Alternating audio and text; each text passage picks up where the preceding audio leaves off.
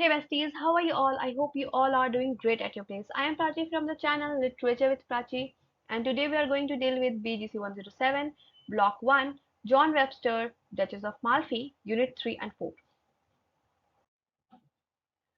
Let's talk about the topic of this unit. So in this unit we have total 4 topics, and the second topic have some subtopics, and today we are going to deal with all of these. So our first topic is John Webster's skill in plot construction.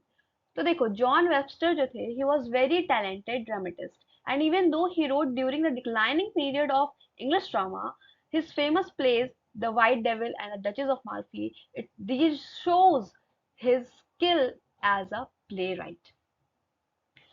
So now हम लोग यहाँ पे इसके कुछ points देखेंगे. Strength बोलो तो strength देख सकते हैं. लेट्स सी इसमें क्या क्या चीजें. ठीक है. सो स्ट्रेंथ में क्या क्या है. Webster, where is the pen. Okay, तो वेबस्टर जो है, सबसे पहले वेबस्टर के प्लेज में प्लॉट और सब प्लॉट बहुत अच्छे तरीके से कनेक्ट होते हैं.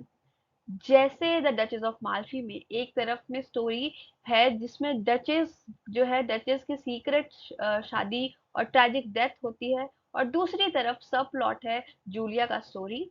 जूलिया एक करेक्टर है उसकी. तो ये दोनों प्लॉट्स एक दूसरे को रिफ्लेक्ट कर रहे हैं, जिससे प्ले में एक अच्छी थीमेटिक बैलेंस क्रिएट हो रही है. नेक्स्ट है plays show powerful stagecraft. तो जो दूसरी चीज है वो है स्टेज क्राफ्ट. जो वेबस्टर का स्टेज क्राफ्ट है वो बहुत ही अमेजिंग सा है. एक फेमस सीन ही याद आता होगा इसके, मतलब अगर आप देखोगे तो याद नहीं आएगा, मतलब आप पढ़ोगे देखोगे तो आपको पता चलेगा कि जब फर्दिनंद है, फर्दिनंद डचेस को अंधेरे में कन्फ्रंट करता है. ये सीन ऑडियंस के लिए बहुत टेंस और थ्रिलिंग लगता है, क्योंकि देखो फर्दी जो डचेस है उसे लग रहा होता है एंटोनियो है, बट वो होता है फर्दिनंद, और वो सच बता देती है एंटोनियो समझकर सारा प्लानिंग. और फर्दिनंद का फिर सामने जो है वो चेहरा आता है, फिर वो रियलाइज करती है कि, फिर जो वही डचेस है वो रियलाइज करती है कि ये गलती थी. ठीक है. ये सीन कम समझ में आया. Next point is psychological depth of characters. तो इसमें क्या है कि उनके जो कैरेक्टर्स हैं उनके इमोशंस बहुत गहरे से होते हैं, मतलब बहुत डीप होते हैं. खासकर जो डचेस ऑफ माल्फी है, उसका जो एक्ट 4 है उसमें जहाँ कैरेक्टर्स के जो थॉट्स है और फियर्स है वो क्लियरली हमें समझ आते हैं, और ये साइकोलॉजिकल डेप्थ प्ले को ज्यादा रियलिस्टिक बनाता है. नेक्स्ट पॉइंट क्या है, ये this is the most important बोल सकते हो पॉइंट. मतलब पॉइंट तो सारे इंपॉर्टेंट है, बट ये सबसे इंपॉर्टेंट है, जिसमें वेबस्टर जो है हमेशा हमेशा जो है मोरल थीम्स को हाईलाइट करते हैं. क्या करते हैं, हाईलाइट करते हैं, एम्फसाइज करते हैं.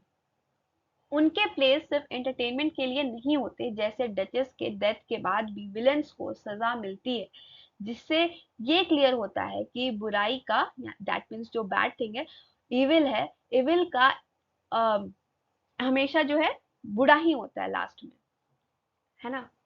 तो ये चीज क्लियर हो गया. आगे बढ़ते हैं.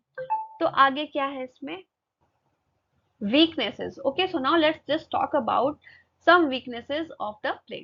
तो पहला है स्ट्रक्चरल फ्लॉ. तो प्ले का जो फिफ्थ एक्ट है, मेरा पेन कहाँ चला जा रहा है, जो प्ले का फिफ्थ एक्ट है, डचेस के डेथ के बाद एंटी क्लाइमेक्स जैसा लगता है, और एंड में बहुत सारे कैरेक्टर्स जो है एक साथ आ जाते हैं, जिससे स्टोरी का फोकस लूज हो जाता है. ये है आपका स्ट्रक्चरल फ्लॉ, ये एक वीकनेस है इसकी. प्लॉट मोटिवेशन की बात करें तो प्लॉट के कारण क्या हुआ इसमें. ओके, प्लॉट के रीजन क्या हुआ ऐसे, जो फर्दिनंद और कार्डिनल है, इन दोनों की एक्सेसिव क्रुएल्टी के पीछे कोई स्ट्रॉन्ग रीजन नहीं लगता. मतलब इन दोनों जो विलन्स बोलते हैं ना, हर एक विलन जो है विलन नहीं होता, उसके पीछे कोई स्टोरी होती है. तो इन दोनों के पीछे कोई स्टोरी नहीं थी. ठीक है, कोई स्ट्रॉन्ग रीजन होता ही नहीं है.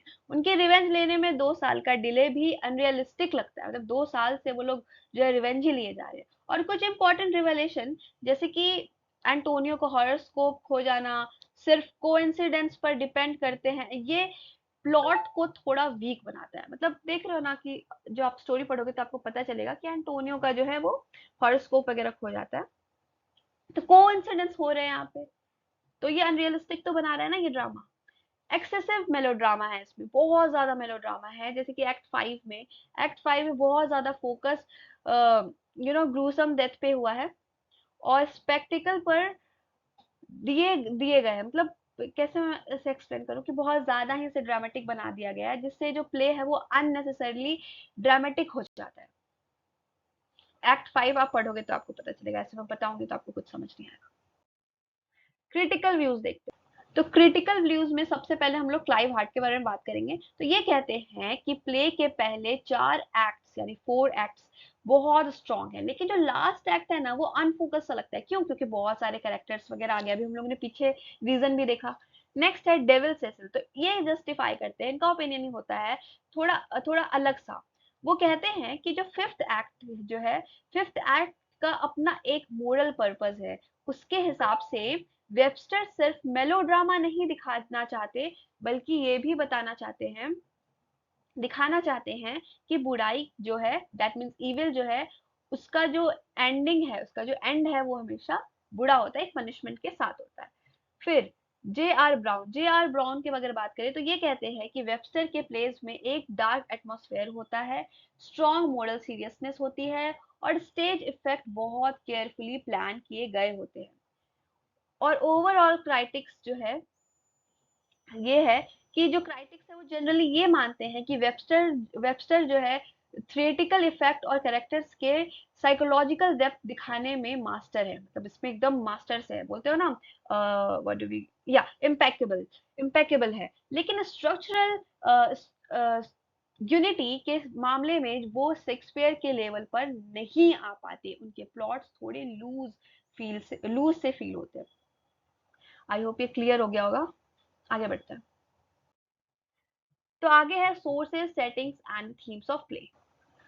तो देखो, like like other Elizabethan dramatist, John Webster जो है, इन्होंने कोई स्टोरी इन्वेंट नहीं की, बल्कि he took them from existing work, यानी पहले से कुछ वर्क एग्जिस्ट करते थे, उन्हीं में से कुछ कंटेंट उठा के इन्होंने यूज किया है। And however but he gave them his own tragic touch, उन्होंने इसमें अपना खुद का एक ट्रेजिक टच जो है दिया है। अब इसके मेन सोर्स की बात करें तो वेबस्टर ने अपनी story William painter the place of the palace of pleasure के बुक से ली है। उसने इस बुक में यानी उन्होंने इस बुक की एक स्टोरी को अपने ट्रैजिक स्टाइल में ड्रामेटाइज किया है। अब अदर इन्फ्लुएंसेस क्या क्या हैं, तो इसके अलावा भी कई और भी फेमस वर्क्स हैं इसमें, जो हम लोग अभी देख लेते हैं। जैसे सर फिलिप सिडनीज अर्कैडिया, एक्ट 5, कुछ एक्ट 5 से कुछ चीजें ली गई है from for some scenes in act 5। और फिर है बार्नेबल रिच के हेरोडोटस की हिस्ट्रीज, डेड मैंस हैंड वाले सीन के लिए ये सब कुछ। और भी बहुत कुछ है, चिंटोज economy, scenes of torture, Francois de Belleforest history, tragic Painter himself borrowed the story from here. और इसके अलावा स्टोरी के वर्जन जॉर्ज वेटस्टोन और थॉमस बियर्ड और एडवर्ड एडवर्ड ग्राइमस्टोन की अगर बात करें तो इनके वर्क में भी हमें ये सारी चीजें मिली है। ये सारी चीजें मतलब क्या, दूसरे दूसरे वर्क से इन्होंने भी कुछ कुछ चीजें मतलब कुछ कुछ हेल्प लिया है, ये कह सकते हो। अब आगे बढ़े। Original edition by Webster. So now we are going to see कि जॉन वेबस्टर ने अपने साइड से प्ले में क्या क्या न्यू एलिमेंट्स ऐड किए थे। तो सबसे पहले है brother strong opposition to the duchess remarriage, यानी सबसे पहले ब्रदर का स्ट्रॉन्ग अपोजिशन टू डचेस के रीमैरिज के खिलाफ। सेकेंड है बोसोला का इंपॉर्टेंट रोल, खासकर एंटोनियो को मारने से पहले। मतलब उसका बोलते ना हृदय परिवर्तन हो जाता है, होता तो ये विलन के साइड है पहले, फिर बाद में ये चेंज हो जाता है। फर्दिनैंड का ड्रामेटिक विजिट जो है डचेस के बेडरूम में, ये सीन सस्पेंस से भरा हुआ होता है। नेक्स्ट है द लोरेटो पिलग्रिमेज सेरेमनी। तो एक अलग से मिस्टिकल फील के साथ होता है ये। और भी है जैसे कार्डिनल एंड जूलियाज अफेयर, यहाँ पे कार्डिनल और जूलिया का अफेयर दिखाया गया, कार्डिनल विलन है, याद रखना। तो स्टोरी को और स्पाइसी ये बना रहा है। Dead man's hand given to the duchess. तो मरे हुए मतलब डेड मैन का हैंड जो है वो डचेस को दिया जाता है। एक क्रीपी और मेमोरेबल इमेज बनाता है ये। फेक बॉडीज, एंटोनियो और उसके जो बच्चे होते हैं, अ, उसके बच्चों के dead bodies, fake dead bodies जो है डचेस को दिखाकर उसे डराया जाता है। फिर मैडमैन, मैडमैन के जो सॉन्ग है और डांस है जो प्ले के डार्क मूड में और एरी जो है एटमॉस्फेयर ऐड कर रहे हैं। और लास्ट में टूम मेकर और बेलमैन के एपिसोड्स जो प्ले में सिंबॉलिक डेप्थ लाते हैं। आई होप ये सब चीजें क्लियर है। आगे बढ़ते हैं, बात करते हैं सेकंड की, the setting of the play. तो प्ले की स्टोरी इटालियन कोर्ट लाइफ जो है, इटालियन कोर्ट लाइफ के बैकड्रॉप पे सेट है। एक ऐसी दुनिया, एक ऐसा वर्ल्ड जहां सब लोग इंटरव्यू, मैनिपुलेशन और वायलेंस में घिरे हुए हैं। एंड वेबस्टर के इटली के पोर्ट्रेयल में ये कोई रोमांटिक या आइडल प्लेस नहीं है जैसे शेक्सपियर के प्लेस में होता था, एंड बल्कि बल्कि ये एक करप्ट और डेंजरस जगह के जैसा दिखाई गई है। Major themes of play, major theme क्या है? तो प्ले का सबसे सेंट्रल थीम है अच्छे लोगों के को करप्ट लोगों के हाथों परेशान किया जाना, सताया जाना। एंड डचेस एक काइंड वर्चुअस वुमन है, लेकिन अपने अपने दो इवल ब्रदर्स फर्डिनेंड और कार्डिनल के हाथों विक्टिम बन जाती है। और मतलब उन लोगों ने पूरा एकदम प्लानिंग किया होता है कि किस तरह से जो है डचेस को मारना है और अदर चीजें। आगे देखते हैं, कुछ की थीम्स है यहाँ पे। पावर एंड करप्शन, तो देखते हैं पावर एंड करप्शन में क्या है। तो इटालियन एरिस्टोक्रेसी ग्रीड, लस्ट और सेल्फिशनेस में डूबी होती है। ये लोग अपनी पावर के लिए किसी भी हद तक जाने को तैयार है, किसी को मारने को भी तैयार है। परसिक्यूटेड वर्च्यू की अगर बात करते हैं, तो परसिक्यूटेड वर्च्यू में क्या है कि इनोसेंट एंड वर्चुअस पीपल, अच्छा मैंने उल्टा बता दिया, रुको। देखो पावर एंड करप्शन में क्या है कि इटालियन एरिस्टोक्रेसी जो है ग्रीड, लस्ट और सेल्फिशनेस में डूबी होती है। ये लोग अपनी पावर के लिए किसी भी हद तक जाने को तैयार हैं। और परसिक्यूटेड वर्च्यू क्या है? प्ले का सबसे सेंट्रल थीम है, जहाँ पे अच्छे लोगों को करप्ट लोगों के हाथों सताया जाता है, परेशान किया जाता है। डचेस जो है एक काइंड वर्च्यू वुमन होती है, लेकिन वो अपने जो एवल ब्रदर्स हैं उसके हाथ का विक्टिम बन जाती है, उसके हाथ में मारी जाती है। ठीक है, तो डचेस सफर करती है बिकॉज ऑफ अदर्स क्रूअल्टी, उसके ब्रदर। ठीक है, नेक्स्ट, मैचिवियन रिवेंज। तो प्ले में रिवेंज पर्सनल होता है यहाँ पे, और पर्सनली लिया गया है, पर्सनल रीजन से होता है, लिया जाता है, जैसे एनवी, रेज या वेल्थ के लिए, ना कि किसी जस्टिस के लिए। ये रिवेंज को और भी ज्यादा डार्क और सेल्फिश बना देता है। ठीक है, तो as a result, the Duchess of Malfi is a dark exploration of evil and the endurance of goodness in a corrupt world. Clear? तो अब हम लोग डचेस ऑफ माल्फी की समरी देख लेते हैं। तो the duchess of Malfi is Webster's greatest tragedy filled with interview, horror and revenge. तो प्ले स्टार्ट होता है डेलियो और एंटोनियो इन दोनों के साथ से जो फ्रेंच कोर्ट की तारीफ कर रहे होते हैं, मतलब उसके बारे में अच्छी अच्छी बातें बोल रहे होते हैं। पर फिर वो सोला आ जाता है जो डचेस के दो क्रूएल भाई फर्दिनंद और कार्डिनल के लिए स्पाई का काम करता है। तो यानी हमें यहाँ से क्या पता चला कि जो बोसोला है वो एक स्पाई है। और वो किसका स्पाई है? डचेस के दोनों भाई का, फर्दिनंद और कार्डिनल का। ठीक है, तो ये भाई अपनी विडो जो सिस्टर है डचेस, उसको कंट्रोल करना चाहते हैं और कहते हैं कि वो जो मतलब उसकी शादी हो चुकी है तो वो उसको फिर से उसको मैरी करना है एंटोनियो से। बट ये इस बारे में किसी को पता नहीं होता कि एंटोनियो जो है उसे पसंद करती है डचेस। तो उसे दोबारा से रीमैरी करने से मना कर देते हैं। बट डचेस जो है सीक्रेटली अपने स्टीवर्ड एंटोनियो से, यानी एंटोनियो जो है वो स्टीवर्ड भी है और उसका लवर भी है, उससे शादी कर लेती है। सिर्फ उसकी मेड कैरियोला ये जानती है और कोई नहीं जानता, सिर्फ सिर्फ और सिर्फ डचेस की मेड। डचेस के बच्चे होते हैं पर सब सीक्रेट रखा जाता है, मतलब सब कुछ, फैमिली भी बन गई है बट सब कुछ सीक्रेट है, अभी तक उसके ब्रदर को कुछ नहीं पता। सस्पिशियस होने पर बोसोला डचेस को एप्रिकॉट्स खिला के सच पता कर लेता है। कि वो प्रेग्नेंट है। बुसोला ये बात फर्दिनंद और कार्डिनल को बता देता है और दोनों बदला लेने का एक अच्छा खासा प्लान रेडी करते हैं। जब फर्दिनंद को शादी के बारे में पता चलता है, वो बहुत गुस्सा होता है। वो डचेस को एक यू नो डैगर देता है और कहता है कि सुसाइड कर लो। डचेस समझ जाती है कि वो खतरे में है, तो वो एंटोनियो को अपने बेटे के साथ मतलब एनकोना भाग जाने के लिए उसको बोलती है कि तुम चले जाओ, मैं पीछे से आ जाऊंगी। ठीक है, वो बोलती है तुम जाओ, मैं पीछे से आ जाऊंगी। लेकिन जो बोसोला है, बोसोला डचेस को पकड़ लेता है। फर्दिनंद उससे अंधेरे में मिलकर वैक्स के कॉर्प्सेस दिखाता है, जैसे कि उसके हस्बैंड और बच्चे मर गए। मतलब वो जो वैक्स के जो कॉर्प्स होते हैं, वो सब स्टैचू होते हैं, तो वो उसके हस्बैंड और बच्चे जैसा बनाता है और वहां पे उसको लिटा देता है, कॉर्प्स बना देता है एज अ कॉर्प्स, ताकि वो डर के वो मतलब पागल सी हो जाए। और फाइनली वो 16 डचेस और कैरियोला को भी मार देता है। और देखो, उसके मरने के बाद जो उसका ब्रदर है, उसको रिग्रेट भी होना स्टार्ट हो गया। तो बाद में फर्दिनंद को अपनी गलती का एहसास होता है, और लेकिन वो 16 को पैसे नहीं देता। वो 16 को पता चलता है कि एंटोनियो अभी भी जो है वो जिंदा है। वो सोचता है कि डचेस के मरने से पहले ये खुशखबरी बता दे, लेकिन गलती से एंटोनियो को मार देता है। यानी एंटोनियो वो डचेस को बताने जा रहा है, लेकिन वो एंटोनियो को ही मार दिया बोसोला ने। गुस्से में बोसोला कार्डिनल और फर्दिनंद को भी मार देता है। अब फर्दिनंद भी बोसोला को जख्मी, मतलब दोनों के बीच में लड़ाई होता है, तो एक ही टाइम पे दोनों एक दूसरे को मारते हैं।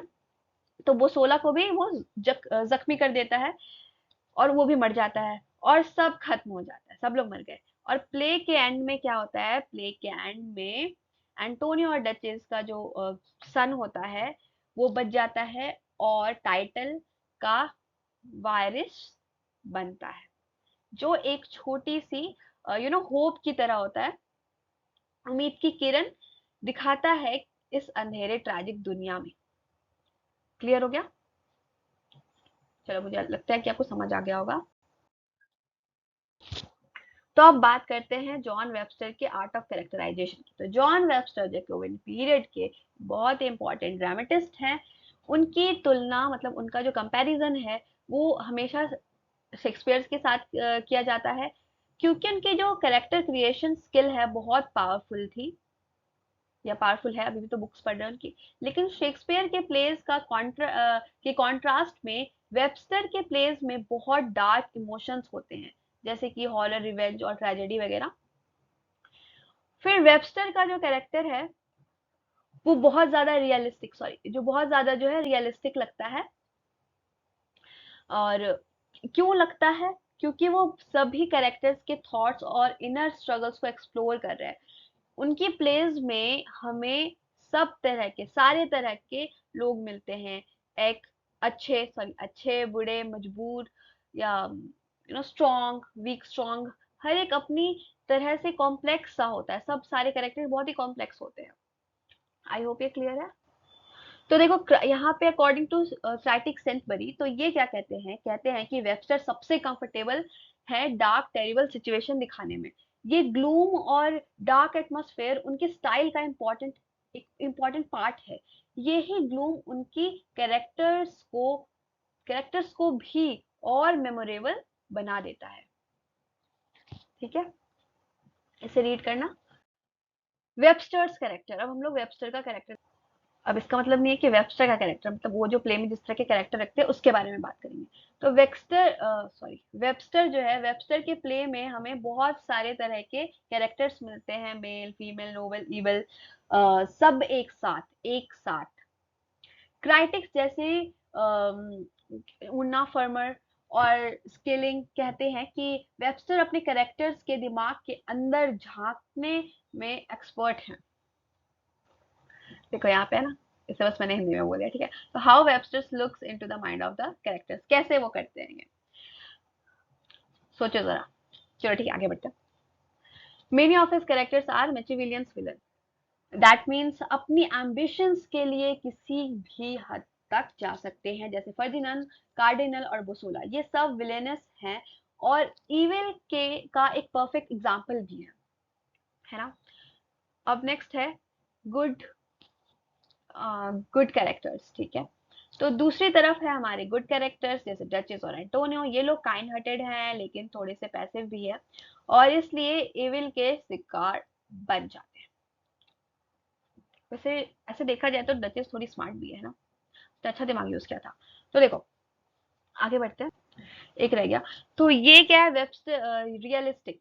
रियलिस्टिक सबसे इंपॉर्टेंट बात ये है कि वेबस्टर का जो कैरेक्टर जो है वो बहुत रियलिस्टिक है।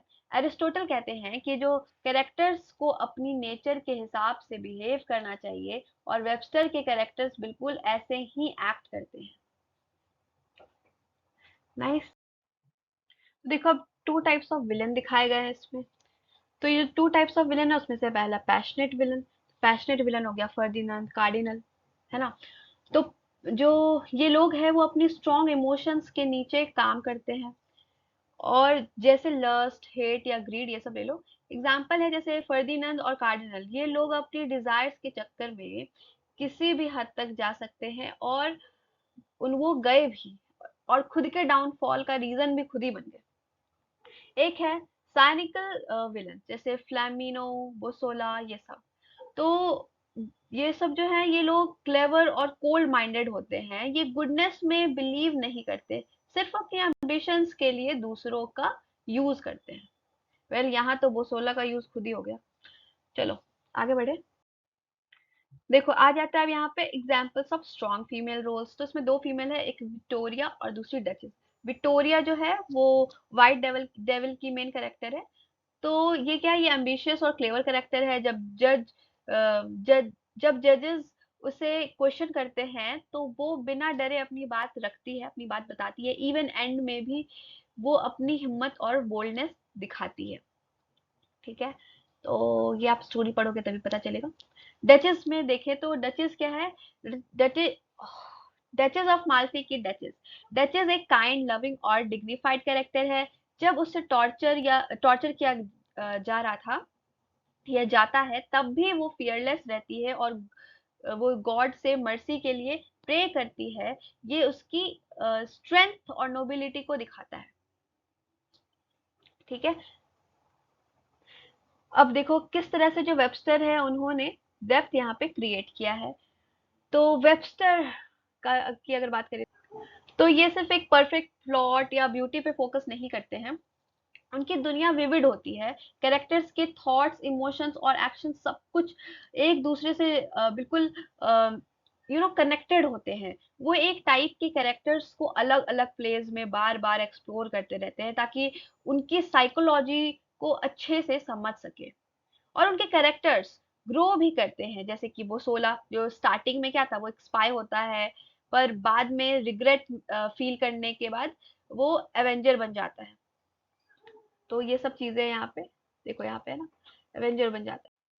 तो हमारा यूनिट 3 खत्म हो गया है, अब हम लोग यूनिट 4 पे बढ़ेंगे।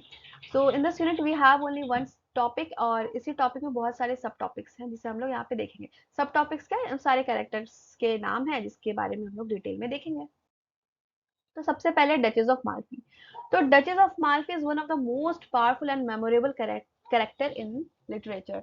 जॉन वेबस्टर जो है सिर्फ ऐसे पोर्ट्रे करते हैं as a brave, passionate, loving and dignified, और इसको making her the heart of the play, यानी कि एक बहुत ही ज्यादा इंपॉर्टेंट कैरेक्टर है ये इस प्ले की। अब इसकी क्वालिटीज के बारे में बात करते हैं। तो पहला है कि ये बहुत ही करेजियस और स्ट्रॉन्ग विल्ड होती है। डचेस बहुत ज्यादा स्ट्रॉन्ग विल्ड होती है। अपने ब्रदर के डराने के बाद भी वो अपने मन की बात सुनती है। Next is passionate and loving. तो वो अपने स्टीवर्ट जो एंटोनियो है उसे सीक्रेटली शादी करती है क्योंकि वो सच्चा प्यार करती है। ये दिखाता है कि उनकी इंडिपेंडेंस और पैशन के बारे में। डिवोटेड मदर के बारे में अगर बात करें तो वो एक डिवोटेड मदर के तरह से भी हमें देखने को मिली है। वो स्ट्रांग है, अपने जो किड्स हैं, अपने जो बच्चे हैं, उसके सेफ्टी के लिए वो परेशान रहती है और उसी के अकॉर्डिंग वो हर एक स्टेप भी लेती है। काइंड एंड प्योर, वो बहुत ही ज्यादा जहाँ हर तरफ जो है इविल ही इविल है, वहां भी जो डचेस है वो काइंड, इनोसेंट और रिलीजियस बनी रहती है। अब इसका रोल क्या है प्ले में? तो डचेस जो है, डचेस ही प्ले का एक सेंट्रल कैरेक्टर है, और उनकी उसकी जो सीक्रेट शादी के बाद सारा एक्शन, रिवेंज और ट्रेजेडी स्टार्ट होता है। इवन एंटोनियो कहता है कि वो द राइट नोबल डचेस है, उनकी डिग्निटी और गुडनेस को दिखाता है ये चीज। अब हम लोग आगे देखते हैं। नेक्स्ट है हर स्ट्रेंथ ऑफ स्पिरिट। तो इसमें क्या होता है कि जब फर्दिनांड और कार्डिनल जो है उसे पकड़ लेते हैं, किसे, डचेस को, और उसे टॉर्चर करते हैं, तब भी वो स्ट्रांग रहती है। एग्जीक्यूशन के टाइम भी वो बिल्कुल शांत और फियरलेस होती है। उनकी famous line I am duchess of Malfi still दिखाता है कि वो अपना सेल्फ वर्थ लास्ट तक नहीं छोड़ती, और डेथ के टाइम भी गॉड से ये मर्सी के लिए प्रे करती है। ठीक है, क्लियर। और फिर वाई वॉज शी किल्ड, क्यों वो मारी गई थी? तो फर्दिनांड और कार्डिनल जो है वो चाहते थे कि उनकी जो जितने भी दौलत है, यानी जितना भी कुछ था, वो एक डचेज है, डचेज ऑफ माल्फी, तो वो सब कुछ पे वो कंट्रोल चाहते थे। तो फर्दिनांड के अंदर अपनी बहन के लिए एक अनहेल्दी ऑब्सेशन और सेक्सुअल जेलेसी थी, जिसकी वजह से वो पागल हो रहा था, मतलब बहुत अजीब तरीके से, बहुत अजीब था वो। और वो सोचते हैं कि डचेस ने अपनी नोबल फैमिली का नाम जो है खराब किया एक नीचे स्टेटस वाले लड़के से शादी करके। तो ये चीज है यहाँ पे, मतलब she disgraced their noble family by marrying someone below her status. Next है एंटोनियो बोलोग्ना। तो एंटोनियो क्या है, वो भी एक सेंट्रल कैरेक्टर है डचेस ऑफ माल्फी का, और इसको जो है वेबस्टर ने पोर्ट्रे किया एज अ वर्चुअस, ऑनेस्ट और devoted man who truly deserves respect. तो इसका पहला लाइन है वर्च्यूज एंड पर्सनैलिटी, मतलब पहला पॉइंट है। तो एंटोनियो एक बहुत ही वर्चुअस, ऑनेस्ट और बहुत ही सीधा साधा इंसान होता है।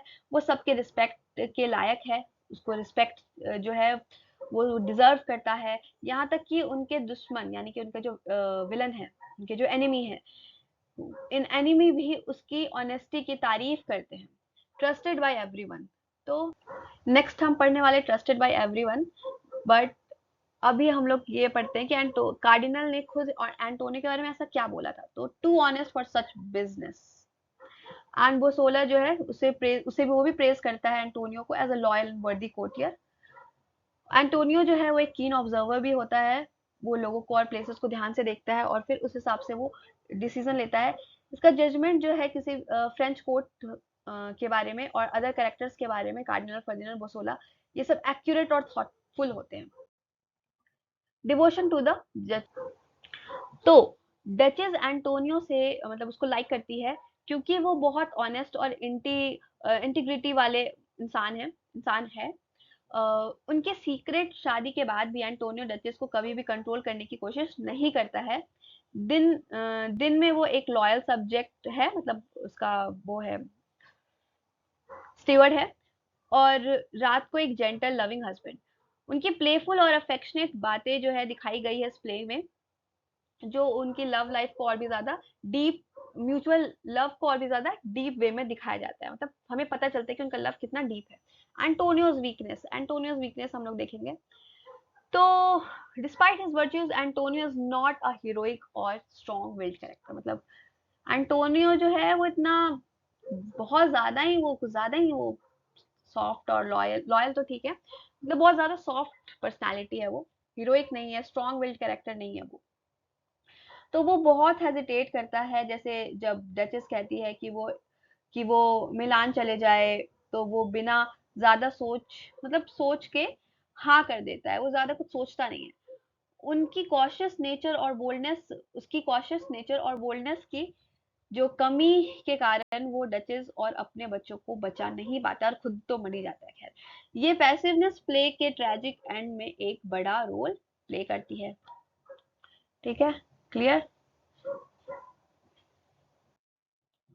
Y he seems weak. अब वो वीक क्यों लगता है? तो देखो, हम लोग इसको रीड करते पहले। क्राइटिक से Webster shaped Antonio this way to fit the story if Antonio had been more heroic. तो देखो, क्राइटिक्स कहते हैं कि वेबस्टर ने एंटोनियो को ऐसा बनाया है ताकि स्टोरी अपने तरीके से अनफोल्ड हो सके। अगर एंटोनियो एक हीरोइक कैरेक्टर होता तो प्लॉट बिल्कुल अलग हो जाती है ना। वो तो मुझे भी लगता है। नेक्स्ट क्या है देखो, तो वो शायद ब्रेव नहीं लगता, पर उसकी सिंसियरिटी, ऑनेस्टी और गुडनेस उसे एक सिंपैथेटिक कैरेक्टर बनाती है, और हमें एंटोनियो के साथ सिंपैथी फील होती भी है जब हम लोग उसे पढ़ते हैं तो।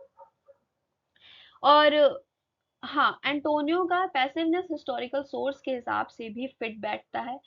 इससे फोकस डचेस के स्ट्रेंथ और ट्रेजिक फेट पर रहता है। अदरवाइज अगर ये स्ट्रांग हो गया तो हम लोग फिर सोचेंगे कि भाई एंटोनियो जो है वही लगता है मेन कैरेक्टर है, बट है तो डचेस। ड्यूक फर्डिनेंड के बारे में देखते हैं। तो ड्यूक फर्डिनेंड जो है डचेस का दो ब्रदर होते हैं, उसमें से एक ब्रदर होता है फर्डिनेंड। वेबस्टर जो है इसे पोर्ट्रे करता है, यहाँ पे पेंट की जगह पोर्ट्रे का यूज कर सकते हो, पेंट थोड़ा सा अजीब लग रहा है, आप पोर्ट्रे का यूज करना। As a complex cruel and impulsive character who is driven by dark emotions, मतलब उसके अंदर बहुत सारा डार्कनेस भरा होता है, यू कुड से। तो उसके कुछ की पर्सनालिटी ट्रेट्स हैं, impulsive and turbulence.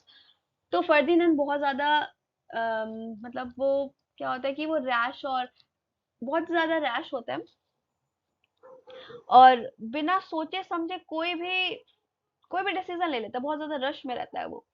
Cruel and manipulative, तो वो जो है लोगों को अपने ट्रैप्स में फंसाता है, झूठ बोलता है, या स्पाइस से का उससे यूज करके, जैसे वो 16 का यूज किया था ना, वो बिना ट्रायल के लोगों को पनिश कर देता है सिर्फ सुना सुनाई बातों पर। जैसे कि कोई भी कुछ बात कर रहा है और उसने बोला कि फर्दिनंद के बारे में, फर्दिनंद तुम्हारे बारे में जो है कोई पर्सन बुरा बोल रहा था, तो वो उससे बदला लेने के लिए स्पाई छोड़ देगा उस पर और वो स्पाई को मार देगा। तो ये इस तरह से बदला लेता था। बड़ा अजीब है ये पर्सनालिटी तो। मचेवियन, मचेवियन की बात करें तो एंटोनियो जो है, एंटोनियो कहता है फर्दिनंद के बारे में कि दूसरों के मुंह से बात करता है, मतलब समझ लो कि वो बोल रहा है कि वो दूसरों, बोलते हो ना कि किसी और के कंधे पे रख के जो है गोली चला रहा है, बस वही चीज है यहाँ पे एंटोनियो ने बोला है। मतलब वो हमेशा चालाकी से काम लेता है। और डेलियो उसकी उसके कंपैरिजन में स्पाइडर से वो करता है, मतलब एंटोनियो यहाँ पे डेलियो को कंपेयर करता है एक स्पाइडर से, जैसे स्पाइडर अपने जाल में शिकार फंसाता है वगैरह, उस टाइप से। अब रिलेशनशिप कैसा है डचेस का फर्दिनांद के साथ, तो फर्दिनांद अपनी बहन डचेस को शादी करने से मना करता है क्योंकि वो उसकी प्रॉपर्टी चाहता है। और साथ ही साथ उसके मन में एक अनहेल्दी ऑब्सेशन भी है, इंसेस्टियस फीलिंग कह सकते हो, और पोजेसिवनेस कह सकते हो। वो डचेस के खिलाफ एक्सट्रीम तरीके से अपना मतलब एक्सट्रीम तरीके से अपनाता है, बहुत ही अजीब अजीब चीजें करता है। जैसे स्पाई छोड़ दिया है ना, तो मैडमैन भेजकर उसे पागल करने की भी कोशिश करता है, जब उसे बंद कर लेते हैं ना किडनैप करके तब। तो एक डेड मैंस हेड दिखाकर, मतलब एक डेड मैन का हाथ दिखाकर वो मतलब डराने का कोशिश कर रहा है, और आखिर में जो लास्ट में क्या होता है कि मर्डर भी प्लान कर देता है वो डचेस का। बहुत कुछ चीजें होती है इसमें, बहुत सारा पनिशमेंट देता है उसको, जैसे ना dead man's hand and eventually arranges her murder. बहुत ही ज्यादा डेंजरस इंसान है ये तो। रिमोट्स एंड मैडनेस, तो जब उसको फाइनली वो देखता है, क्या देखता है, जब वो फाइनली अपनी बहन डचेस को मरा हुआ देखता है, तो उसे बहुत ही ज्यादा रिग्रेट्स होता है। वो रिग्रेट करता है कि उसने वो 16 को डचेस को मारने के लिए ऑर्डर क्यों ही दे दिया। उसकी फेमस लाइन ये है कि cover her face, mine eyes dazzle, she died young. तो ये दिखाता है कि वो अपनी गलती महसूस कर रहा है, उसको फील कर रहा है। ठीक है, ये लाइन है। तो वो उसे क्या कर रहा है, फील कर रहा है। वो ये भी कहता है कि काश वो भी मतलब वो भी कहता है कि वो भी उसके साथ मर जाता। ये सब बताता है कि वो अंदर से बहुत ज्यादा डिस्टर्ब्ड है, और ये गिल्ट उसे बहुत ज्यादा मतलब क्रेजी बना रहा है, पागल सा बना रहा है, पागल कर भी देता है, और आखिर में वो सचमुच पागल होकर मर जाता है। अब हम लोग देखते हैं ओवरऑल इम्प्रेशन को। तो ओवरऑल इम्प्रेशन में क्या है, तो फर्दिनंद जो है सिर्फ एक वायलेंट जेलस डेंजरस विलन नहीं है, वो एक ऐसा कैरेक्टर है जिसके अंदर साइकोलॉजिकल डेप्थ भी है। वो अपनी पोजेसिवनेस, क्रूअल्टी, गिल्ट और रिमोर्स के बीच फंसा हुआ है।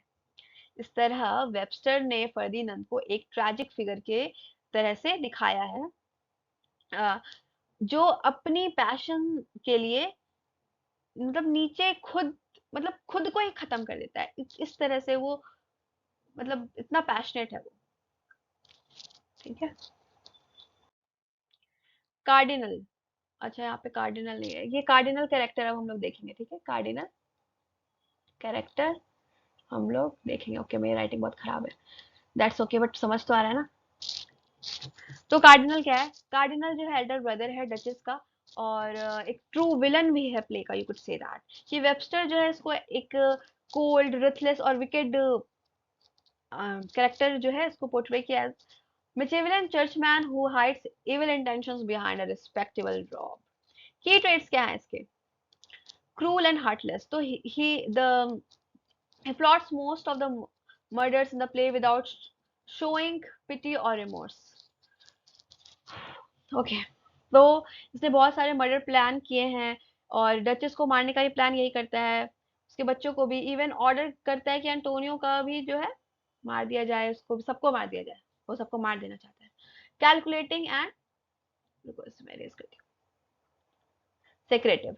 तो क्या है, वो हमेशा सब कुछ ध्यान से सोच समझ कर करता है, अपनी फीलिंग्स छुपाता है, बहुत ही रेयरली होता है कि वो अपने थॉट्स को जो है रिवेल कर रहा है।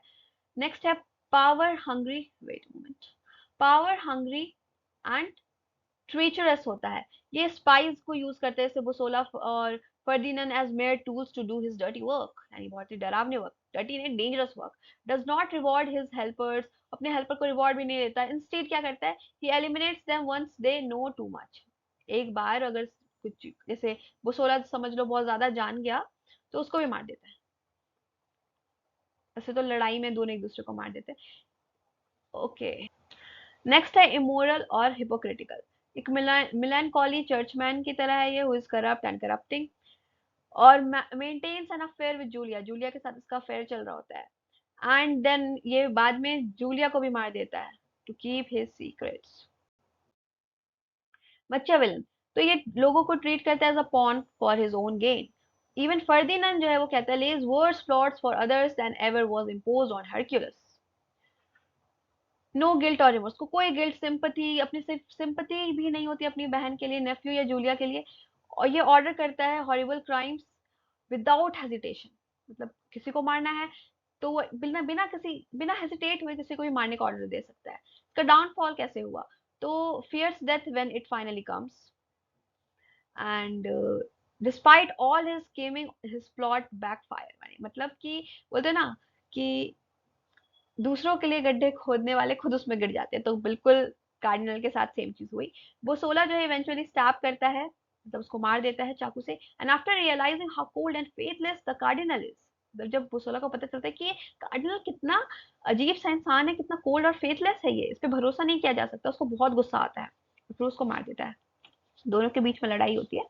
So is his dying moment. In his dying moment, he mocks Busola but also shows a slight care for Ferdinand, saying, "Look to my brother." यानी कहीं ना कहीं अपने ब्रदर फर्दिनेंड के लिए उसके मन में, कार्डिनल के मन में एक सॉफ्ट साइड होती है।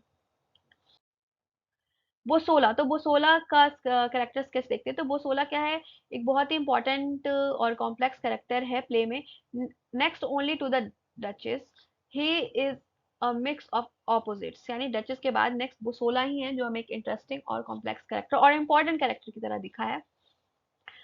तो ये फिलोसफर और स्कॉलर ऑन वन साइड, एक देखो दो तरह की चीज है इसके अंदर, बोसोला के अंदर। पहला है कि एक फिलोसफर और स्कॉलर की तरह है, दूसरा एक कनिंग, विटी, स्पाई और मैनिपुलेटर है। He is often called a spoiled genius. इसको अक्सर spoiled genius कहा गया है, someone who could have been virtuous but was ruined by harsh circumstances and the cardinal selfish use of him. Key traits क्या है Bosola के? तो wise और ऑब्जर्वेंट है, it gives sharp clever judgement about people, जैसे cardinal और Ferdinand. और इसके वर्ड्स जो है अक्सर रिवेल करते हैं एक डीप थॉट और सटायर। Philosophical or reflective, तो frequently speaks about the world, life and death in poetic and thoughtful, मतलब समझ लो एक पोएट होता है उसके अंदर छुपा हुआ।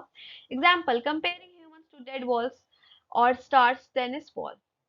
कनिंग स्पाई, बहुत ही कनिंग स्पाई होता है, चतुर चालाक, hired by the cardinal to spy on the duchess and uses tricks to discover her secrets, pregnancy, her secrets, husband, तो सब कुछ बता देता है वो कार्डिनल को जाके, and successfully gains her trust but then betrays her, पहले तो वो उसका ट्रस्ट जीत लेता है और बाद में धोखा दे देता है, बट बाद में फिर से वही मैंने बताया ना, हृदय परिवर्तन हो जाता है उसका, और फिर वो चाहता है कि वो ना मारे एंटोनियो को, बट गलती से वो मार देता है, और वो डचेस को बचाना चाहता है बट नहीं बचा पाता। एम्बिशियस बट बिटर, तो feel unappreciated by those he serves, तो जो वो 16 है वो लोगों को सर्व करता है, उन लोगों के लिए काम करता है, बट अनअप्रिशिएटेड फील करता है, फ्रस्ट्रेटेड रहता है इसके लॉयल्टी जो है, लॉयल्टी से जो रिवॉर्ड भी जिसका उसे नहीं मिल रहा है उस लॉयल्टी का, विथ वेल्थ और रिस्पेक्ट। ये बिटरनेस जो है ये टर्न करती है इन्हें इसे into a tool for evil, cruel but regretful, तो वो 16 जो है क्रूअल है बट रिग्रेटफुल भी है। ये फॉलो करता है ऑर्डर कि वो डचेस को टॉर्चर करे और मार दे, but grows more and more disturbed by these crimes, and eventually guilt और रिमोर्स जो है इसका रीजन बनता है कि वो कार्डिनल और फर्दिनैंड के अगेंस्ट चला जाता है बाद में। His redemption arc. Despite his crimes, Bosola has a conscience, and after murdering the Duchess, he feels deep sorrow and questions his action. मतलब जब वो डचेस को मार देता है, उसको पहले मारने से पहले तो फील हो रहा था होता है कि वो मार रहा है, बट फिर वो मार ही देता है, और फिर बाद में उसको बहुत ज्यादा बुरा लगता है, वो अपने इस एक्शन पे जो उसने डचेस को मारा उस पर क्वेश्चन करता है, वो टू प्रोटेक्ट एंटोनियो, एंटोनियो को बचाने तो जाता है बट वो उसको मार देता है, and punish the real villains. Finally kills the cardinal and Ferdinand choosing repentance and justice, और फाइनली क्या करता है कि कार्डिनल और फर्दिनैंड को मार देता है, और मतलब एक तरह से बोलो तो वो जस्टिस चूज करता है। तो यहाँ पे हमारा ब्लॉक 1 कंप्लीट हो गया, इसमें चारों यूनिट कंप्लीट हो गए, ब्लॉक 1 के 3 और 4 कंप्लीट हो गए। तो क्या है कि अब मैं आपसे एक इंपॉर्टेंट चीज बताऊंगी, एक गुड न्यूज बता देती हूँ। पहले तो बैड न्यूज ये है, बैड न्यूज बताओगे फिर गुड न्यूज, ठीक है? तो बैड न्यूज ये है कि इस वाले सब्जेक्ट में भी आपके पोएम्स हैं, तो आपको पोएम्स पढ़ने होंगे, और सब कुछ डिवाइस वगैरह जो है उसके वो सब पढ़ने होंगे। बट गुड न्यूज यहाँ पे ये है कि आपके आरटीसी क्वेश्चन नहीं आएंगे इसमें, मतलब आपसे सिर्फ क्वेश्चन पूछेंगे, तो आप समरी पढ़ लो, डिवाइसेस पढ़ लो, बस यही कर लो, आपको लाइन टू लाइन एक्सप्लेनेशन पढ़ने की जरूरत नहीं है, आपको बस पोएम ऐसे ही पढ़नी है, उसकी समरी देख लो और उसको समझ लो बस, ठीक है? तो हमारा खत्म हो गया यहाँ पे, और मेरी बात भी खत्म हो गई। So besties, now this is the end of this session, and I hope this session was helpful for you. If yes, then kindly like, share, comment, and subscribe this channel. And yes, don't forget to click the bell icon. Furthermore, you can join my Telegram channel. There you will keep updated with the notices of IGNOU. And now we will meet in our next session. I'm just buzzing out, okay? And yes, until then, take care and all the best for your exam.